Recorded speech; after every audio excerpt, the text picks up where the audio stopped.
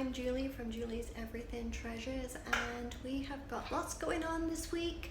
I have 5 pieces of furniture, 2 trunks, 2 side tables, and 1 piece that's still not in here yet is a coffee table. And I'm going to be doing all of them this week.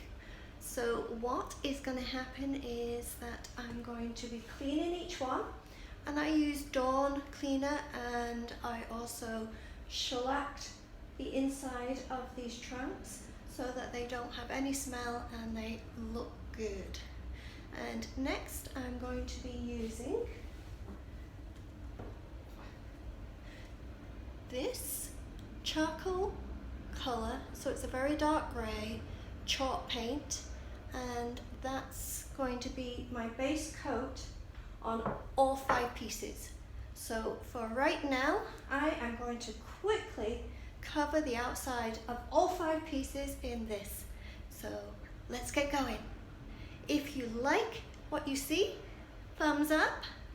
And if you want to join the channel, then subscribe to my channel, Julie's Everything Treasures, and keep watching to see what I do with these 5 pieces of furniture. Let's get going. So now I have got the charcoal grey colour on all 5 pieces, and that is dry. So now I'm ready for the top coat. I will be doing 2 full coats of white linen chalk paint. This one's the one. Can you see that? And then the third coat, because I do 3 coats, the third coat will be a touch-up coat. It wouldn't be a full coat, it's just checking areas that need to be just touched up. So I'm going to go ahead and paint those and let it dry in between. You want minimum of 4 hours in between of drying time. Overnight is preferable. And I'm going to get going. I've got lots of painting to do. See you soon. Okay, I am done with the 3 coats of this, can you see that? White linen chalk paint. 3 coats on each of the pieces. There is still 1 trunk I haven't done. I'm going to get to that maybe next week. I just found there's a lot of rust on it, so I want to give it more of a clean, and I want to protect the rust, so I need to put some clear coat on that. So I'm going to get back to that next week. So now I'm down from 5 pieces to 4 pieces. So the 4 pieces have got the charcoal base coat, and then 3 coats, 2 full coats of the white linen chalk paint, and the 3rd coat of the white linen chalk paint is more of a touch-up coat. And even then, it's still got some areas that is not perfect. These were very dark pieces of wood. So on this, I'm okay with this because I'm going to be distressing. So I'm going to do a combination of wet distress, which is using, this is an old tea towel, and warm water. And wet distressing is just having it wet and just rubbing away at areas, just so you can get back to the grey of the chalk paint. You don't want to get back down too far and go down to the wood. You just want to get the grey. So just wipe away, take your time, and when you see some grey poking through, then that's when you stop. You don't want to get down to wood. You can do, but on this one it was a very old-fashioned, shiny, dark wood that I don't want to pop through on this particular piece. So I'm just going to take my time going around. You can use, and I did get some fine sandpaper, you can use that, but actually this is coming out quite nicely with the wet distress, so I'm just going to carry on using the wet distress. So I'm going to go along. When you've got a little bit of paint on your cloth, go to the next part of your cloth, because or else you're going to put that back on, and you don't want to transfer the wet paint back on. So you keep using clean parts of the cloth as you go around doing all the areas, and keep wetting it down, cleaning your cloth off in between, and take your time, making sure you get all the areas, especially when you get in corners and details, get right down there.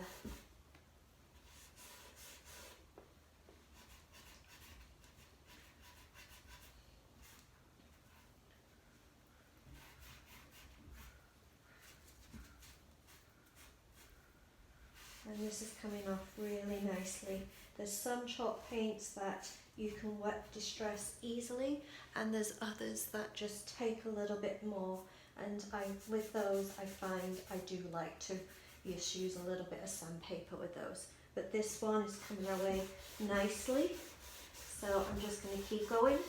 I'm rubbing and just letting it naturally, the grey pop through.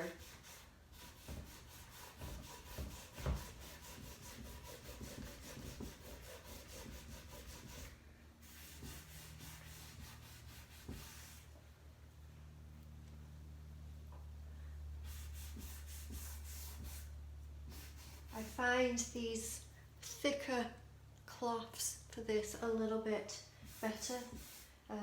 If you're using a product called DIY paint, I find that's a very easy one to wet distress with, and you can literally use a baby wipe to get the result. This product that I'm using, this paint that I used, is a little bit more sturdy. So this one here, I'm finding a thicker cloth. So it's, as I say, it's an old kind of tea towel that I don't use anymore, and that's what I'm using. So there's one side almost done. I've got to do the legs, I've got to do all the pieces, so I'm going to keep going around and just keep taking some and wet distressing areas of this off.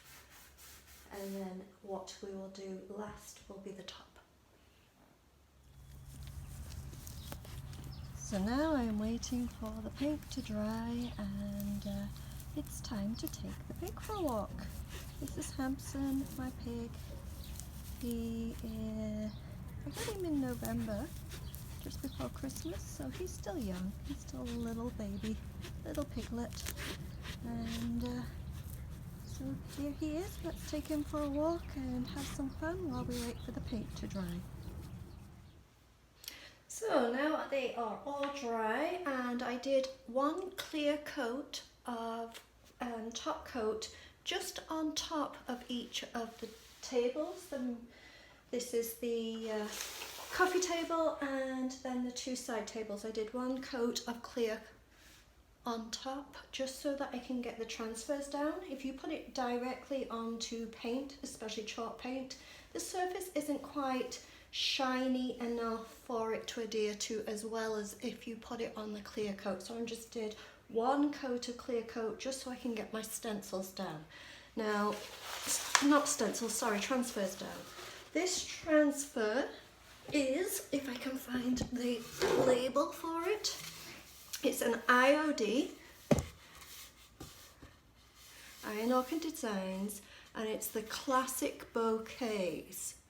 Can you see that? I don't know if it's too dark. The classic bouquets. Well, I use this one quite a lot for the main reason that you get four different pictures in one, which means I can use it for 4 different pieces, or I can use it all on one piece. And the fact that the more you use on a piece of furniture that you're selling, it puts the price up. So I use basically one on each piece of furniture to bring down the price of when I'm selling. Now on this, I actually only used one piece. I cut it out, but I also cut it into pieces, as you can see. I'm just going to roll this back up. You never want the backing to come off these transfers until you're ready to use it, because if it sticks onto itself, then it's useless. So I'm going to roll this back up because I don't need this anymore. I've took what I need and I placed down in the places I want, the pieces I want on each of the tables. And I'm just doing a little. Now also there's some words that come with it, and I haven't taken them off yet. I'm going to put them around once I've got my pattern in. And this one here, I'm not ready to put it on yet, but it's going to go here to match this. So I'm going to kind of add it on so it goes outwards. If I just put that one whole image on this, it would be this way. It would be a vertical, and a coffee table is horizontal, so I'm trying to make this actual pattern go more horizontal, so I cut it into pieces to try and spread it out more. So you cut out the piece, and then when you've placed it where you want it to be, you then take the backing off and push it down, and that's what I've already done on these. And this is what you get with the transfer, and you're just going to rub over the transfer until quite often you hear a crackling noise, and the crackling means that the transfer's come off its backing and onto the table. Sometimes you hear a very loud crackling noise, and sometimes it's very subtle, so you have to just test it out. So what you do is you lift up, and anywhere that it hasn't, you just push back down. So any little bits that didn't quite come up, just push it back down until it's ready to come off. And it's that simple. And then you need a cloth or something like a cloth. I just use the backing and just burnish it on. I just use the backing of the paper. So that's that one done. Now I'm going to do the big one here. When it's little words like this, it takes a little longer because you want it to come out nicely. It's very detailed.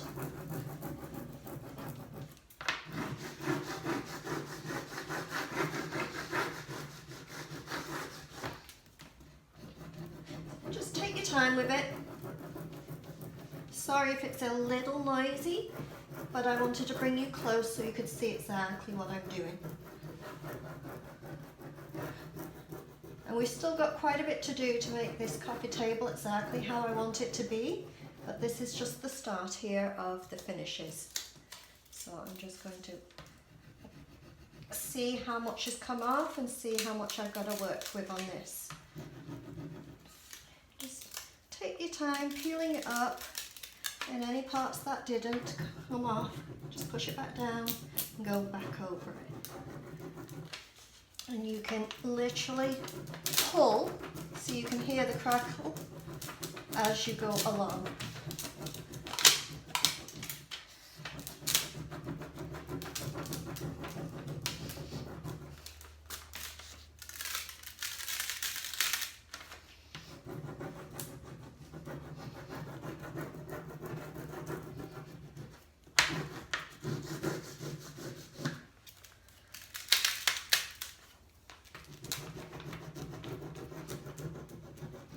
Make sure when you've done your clear coat, before you do this, you wait a good 4 hours for the clear coat to completely dry, or else this will not stick to it. It really won't. I have definitely made that mistake myself.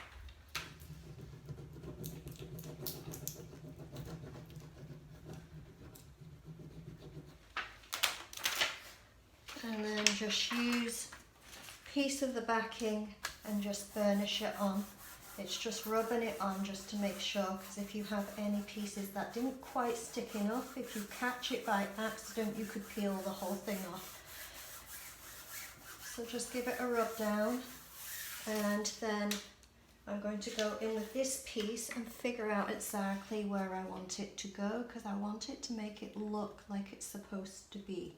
So I kind of have some, if I can add on here, it would look right.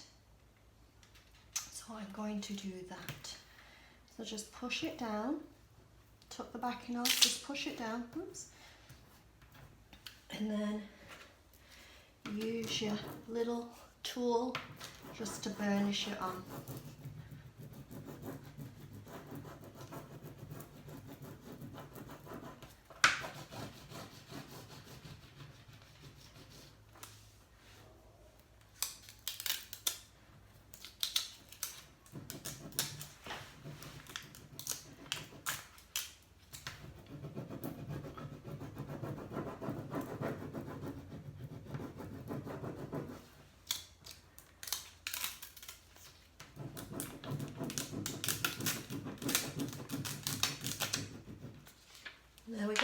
one's finished. Now I have an awkward spot here, which I will figure out something to go here, some words or something to go around it when I'm finishing and doing the finishes. But pretty much it's brought a vertical transfer and made it more horizontal for the piece, and at the same time I've been able to use one of the flowers out of the four for my whole thing. So it's cost effective for one thing, especially if you're selling, because if you're using a whole sheet of transfer on one table, that would be $40 alone just for the transfer, and then approximately $40 to $50 with your paint, your clear coat, your waxes and everything else on top. So that would be $80 just in supplies, and then your labor on top of that. You would be having a very expensive coffee table, and it would be very hard to sell to make it more expensive than what basically where you're selling from would want to pay. You've got to know what your customer base is before you go ahead on stuff.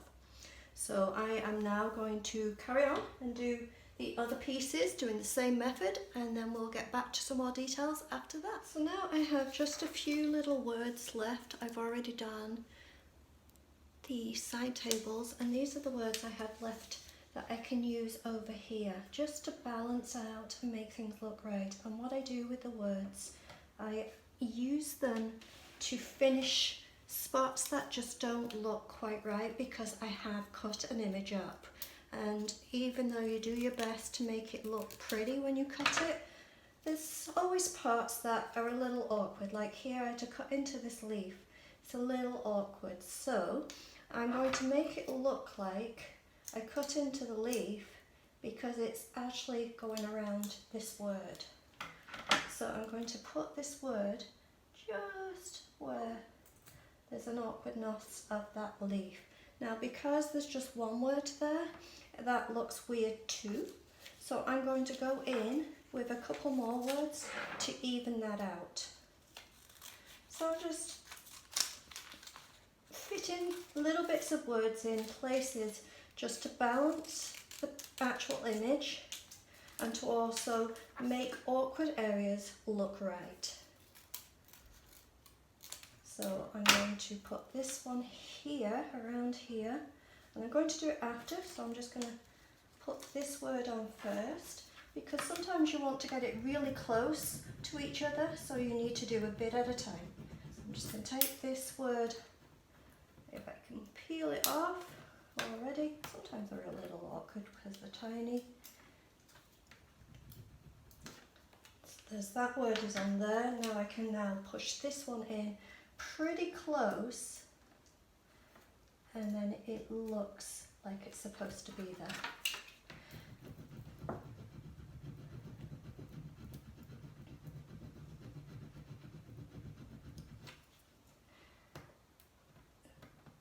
Sometimes it's hard to get the end, but then you peel it up. That didn't go on, so just push it back down, rub again. As I say, quite often the words are the harder ones. And then I'm just going to get a piece of paper here just to furnish that in. And then step back and see what else you've got going on. So that's still looking a little different. So I'm going to put, I think, not quite that one yet. Let's see what I want here. I think I'm going to put this at the bottom. It gives it more balance, more interest, and I think it'll look nice with this on.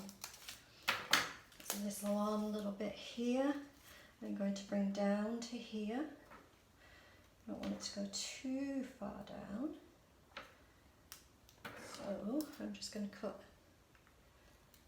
off what I don't want. There's little bits here that are just not necessary.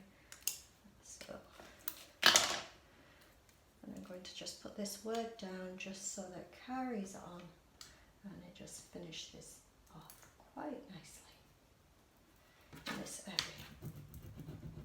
Take your time, step back, see how to balance it, make it look right, and see what, as I say, if you've got any awkward areas where you've cut, then you can hide awkward areas with pieces of words. If I can actually get this one back up, hold on, got it here.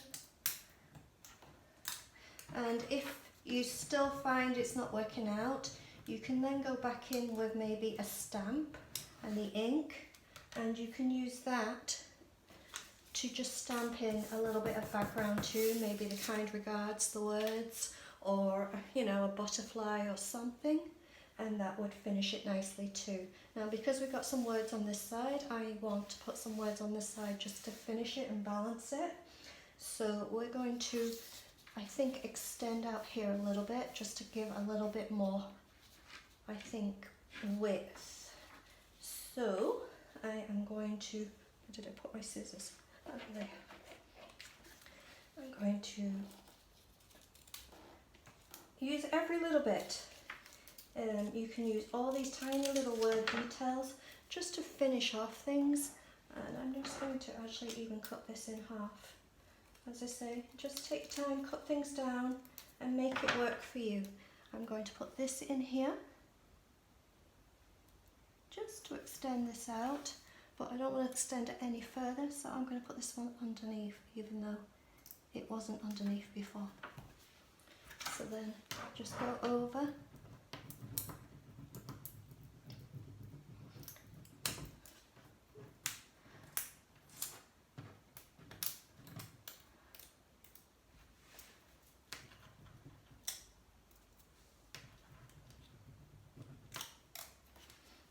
And just, as I say, use just a piece of scrap and just burnish it on. And now it still needs a little bit more. So I'm going to see what I have left, and I pretty much have just letters, little letters left, but that's okay because that's going to be how we finish this. So I'm just going to go in with a little more just to balance out what we have going on here. And we literally are going to be right down to the wire of using the last of this transfer just to get it how we want it to be.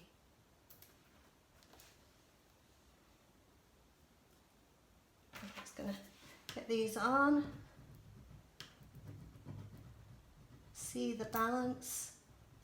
If it's enough, great. If it's not, I've still got a couple more letters just to get the balance how I want it to be. Before you go ahead, just burnish that in, and I think I have one more. Well, I have two more letters, but I only need one more, so I'm just going to put this one in, if I can put it the right way around.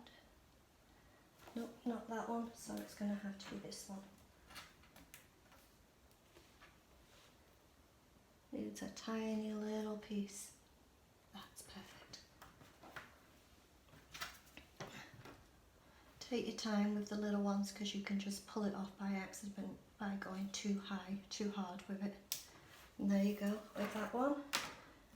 As I say, I have literally, I don't know if you can see that, one letter left that I didn't need out of the whole thing.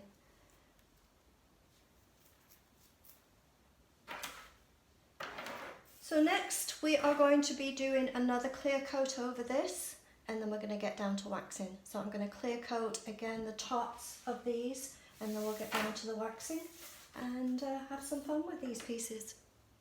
While I'm waiting for the second top coat of clear coat on the top of each table, I am going to be using a clear wax. This is the one I have. And I'm going to clear wax all the legs and sides. The top will be used more often with things and people touching it, so I wanted to make sure I put a complete clear coat on, and I will at the end put a third clear coat on top of each of the tables. But for the legs that won't be touched as much, I'm going to be going ahead and using the clear wax. So I'm going to just put that on with a cloth all over each of the legs on all three tables. My next part is my favourite part on doing any type of furniture or anything, and that is going in doing detail on the wax. And first off, I always use, after I've done the clear wax over everything, I then go in with the black wax, just getting a little bit on a small brush. Soften the brush with it a little, don't have too much. And you're going to go in crevices with the black wax. Any crevice you see, put the black wax. This gives it some definition, gives some angles, and also go in areas that you want, like a shadowing. This particular table and side tables, I didn't know which direction I was going to go with this, and now I know I want to really make it rustic and pretty distressed. So I'm going to go in everywhere and just keep going with the black wax. Now I'm going to go in all the crevices, all the lines, all the corners with the black wax. This is what I do and how I do this, like that, everywhere. Give it some black wax, and I'm going to do that all over. When I've done that part, I then go in with an antique wax, which is this one here, and this is a brown wax. Now I use the black wax to do any kind of definition for corners, lines, and anything that's intricate. This brown wax, what I do is go back in on top of it, and I use this to give it age. So I go in heavily because I want to really give this piece a lot of age. So I use the brown to give it age. So what I'm doing is going heavily back over exactly where I put the black wax. If you put too much, just use a cloth and wipe back. If you don't put enough, obviously just put more on, but just go in all the areas that you went in with the black wax and go back over. The black wax gives it definition, and then the brown wax gives it age. And I'm literally gonna do this over all the legs. And I'll show you up here too, if you can see. I'm going to go in these crevices up here, all these lines, heavily with the black wax, and then of course back in heavily again with the brown. Now with this, I am going pretty heavy because I do want it to have some definition, but then I'm going to dab back with a dry cloth and just dab it back, and you can see now where it's just pretty much only going into the crevices, and you can just rub a little more in the parts you don't want it to be. And if you find if it's still too heavy, just use a wet wipe or some more clear wax to remove any parts you don't like. But I'm actually liking this. I want it heavy. That's what I want. And you're going to be doing the same at the top. But right now, the top part here is still drying, so I will do the top last.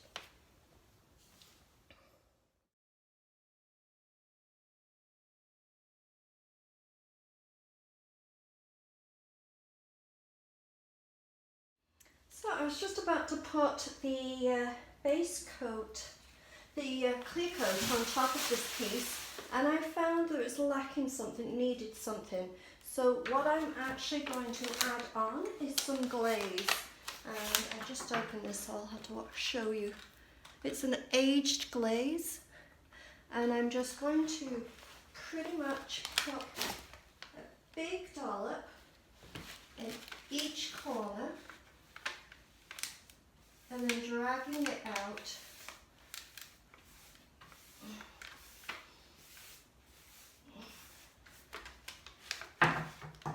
And now I've got some tissue paper that I've scrunched up. I then pulled it back out from being scrunched up and just flat, you've seen me do this before, put a piece over it and just cover it up. And I'm going to do that for each corner. This corner you can't see as well, but again, I'll have to take a hair out of the way. Cover the corner with the glaze, meeting the middle, bringing it out, and then getting a piece of tissue paper that's been crunched up and pushing it down onto the glaze. And just leave it there for a little while. So we're going to do the same with these corners here.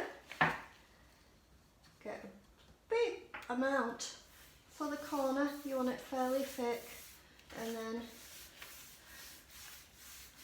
wrapping it around the corner. And you want to bring it to meet this and halfway this way, and then I'm going to get the tissue paper and again just put crinkled tissue paper over the wetness of your glaze. And then they're going to do the last corner, same thing. Hopefully I'm not in your way. Again, right around the corner, meeting this, and then I'm just going to put a little more because I need to literally come right down here with it.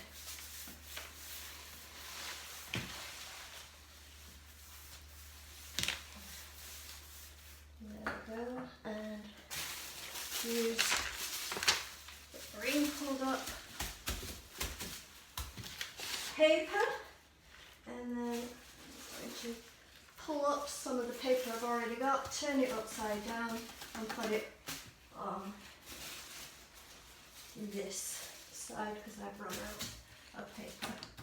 So as you can see, let me just move that out the way, I have got the tissue paper now, just pulling it back up and just fold it into itself so that you've got the wetness on the inside of the tissue paper.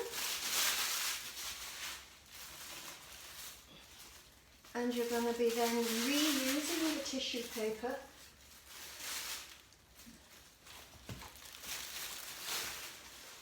for just dabbing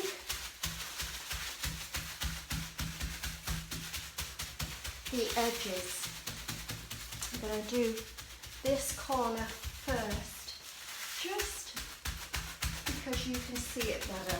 Now also I have a I have a wet cloth and a dry cloth, and I'm going to use the wet cloth to soften the glaze in the parts that I don't want it as thick, and then the dry cloth to dab the parts of the glaze that I do want it nice and thick around the edges.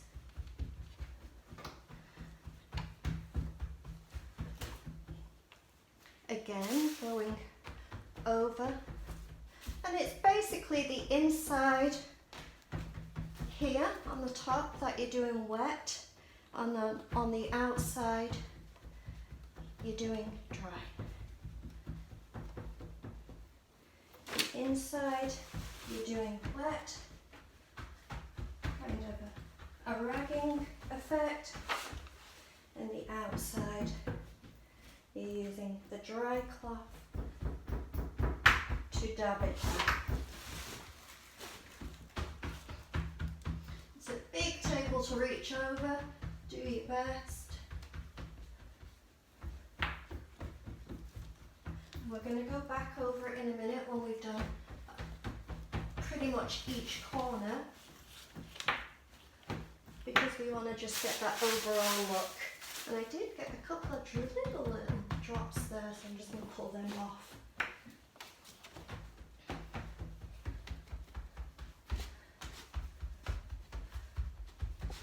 Wet to this top part, and then go back over with a dry cloth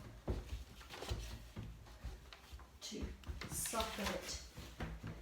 And now I see over here, I've got some really sharp pieces. So I'm just going to use the wet cloth and then the dry cloth to soften that. You don't want harsh edges, you want it really subtle edges. Even on some of these edges here, just use the wet just a little, because you don't want it to clump. Like over here is clumped. And then the dry. Now, if you can see here, we've got a straight line. We really don't want that straight line, so I'm going to go in with the wet and then in with the dry, just to soften that a little. Here too, and here, and I'm just softening the edges.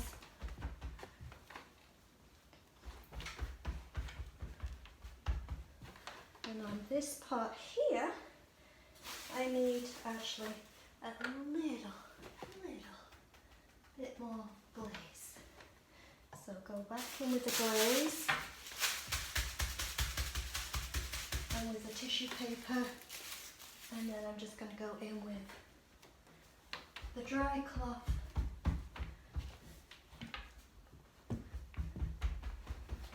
And as I say, just keep going over it until you're happy. And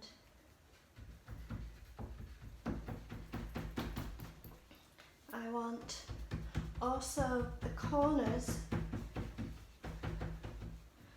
to be more prominent than the edges. So I'm just going in the middle of each side and pulling some back with the wet and then dabbing with the dry.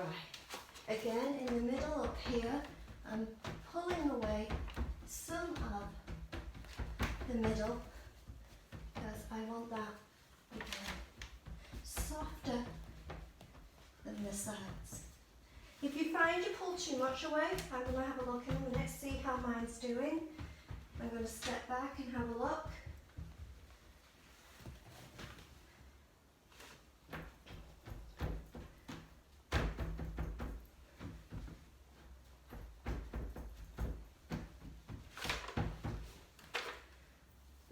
I'm liking this. Just going to go right around the middle part, just soften this last edge pie. And then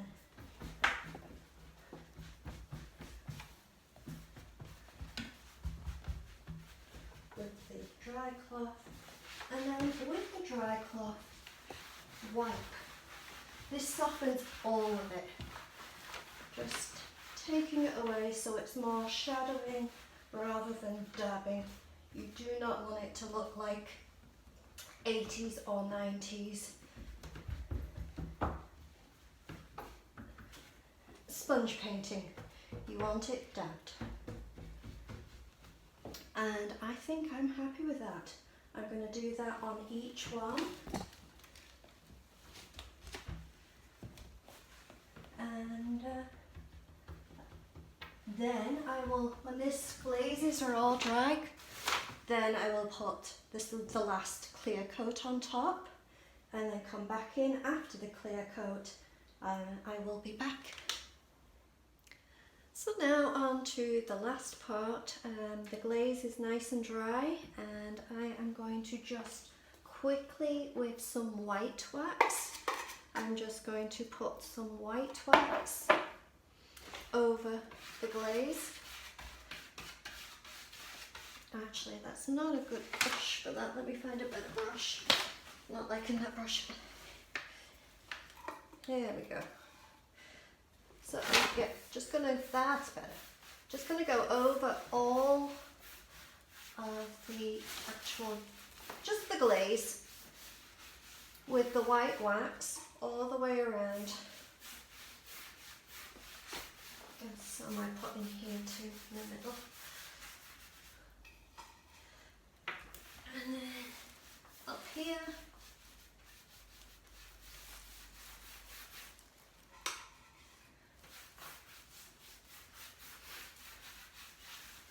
The whole glaze.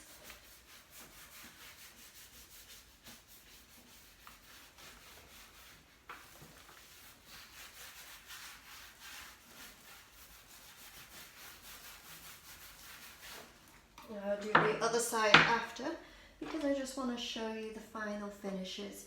So now I'm going back in with the black wax again, just in the corners. So I'm just putting it onto the corners.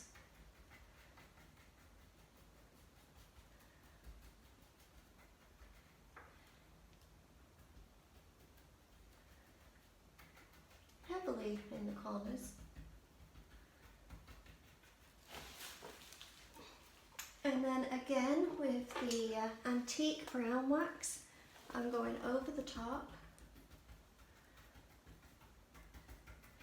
Just into the corners and the edges. I'm not going all the way around. And then with the cloth, I'm just going to dab it and just wipe it back. And it's just going to, I need a little more, I think. I'm going to buff out a little of that white wax. It's too much white wax on this corner, it's not letting it adhere. Again, go back in with the, just in the crevices, the black wax, and then with the brown wax, just as I say, on the edges, the corners.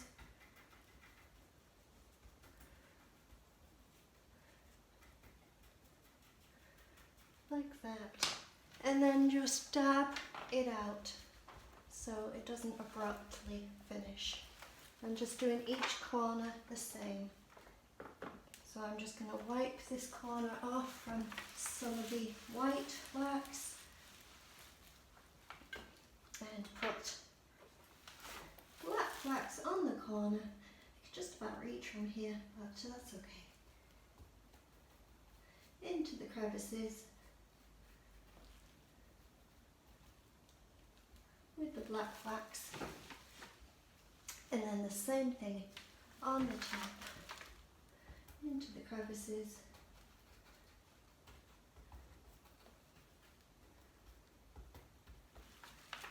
with the brown antique wax, and then just, as I say, dab it out so it doesn't abruptly finish.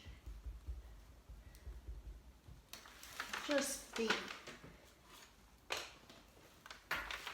for the corners. I'm just going to put a little here, just to give it a little more depth and to match the sides. And there you go. We are finished. I'll take some pictures, stage it up, display it nicely, and we will call that done. So we've done all the tables. I will have pictures at the end of this video to show you them staged and looking beautiful and in display. I hope you enjoyed the video. Please give a thumbs up if you have been inspired to maybe do some of these techniques. And please subscribe to my channel. I'm Julie from Julie's Everything Treasures. Thanks for watching. Bye-bye. Here is the big coffee table finished. I didn't take any staging pictures yet as it's so big. I need to still get some room to do that. So I'm just going to give you a quick glance of the whole thing here. Coming in slowly, giving you some of the details.